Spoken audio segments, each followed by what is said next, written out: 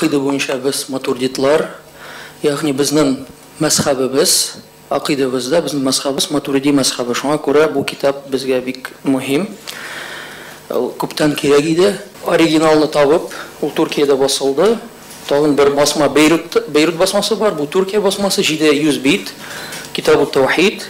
Аның муаллифы, авторы Абу Мансур Мухаммад бин Махмуд Аль-Матуриди Ас-Самарканди. Ягъни иътиқадта ул безнең имамыбыз. Русчасында ул монда 200 ничә бит була. Беренче глава гына. Ягъни бик катлаулы, бик авыр китап, ләкин ул нигез буларак, фундамент буларак ул безгә кирәк иде.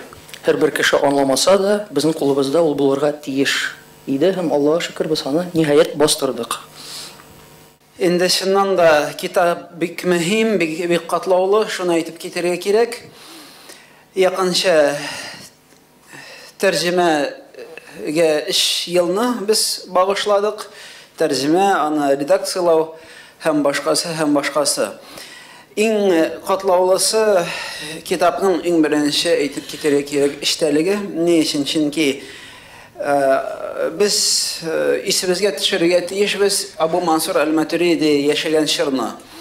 Бу чорда ислам дөньясында төрле агымнар, секталар таралган чор һәм дә инде шуның сәбәпле менә шул секталарга кемдер җавап бирергә тиеш, кемдер динне дөрес итеп аңлатырга тиеш иде һәм менә бу бурычны үз өстенә Абу Мансур Аль-Матуриди алды. Китап катлаулы булуга сәбәпле һәм шулай аерым белгечләр өчен булган күрә без аны бары тик 300 дәнә тираж белән бастырган идек. Әмма шунысы шундый хәлгә тап булдык. Бу ике көндә әле китапның чыгуын белгәч, безгә Россиянең күп кенә төбәкләреннән шалтырата башладылар. Бу китапны сездән алып булмас микән? Шуңа күрә хәзер мөфти карары буенча без өстәмә тираж белән, там 1000 дәнә белән бу китапны бу көннәрдә бастырырга бирәбез. Чөнки бу китапка ихтияҗ бар, ул кирәкле. Хәзер көндә бу китапны Хузур нәшрият йортының китап кибетеннән сатып алырга мөмкин.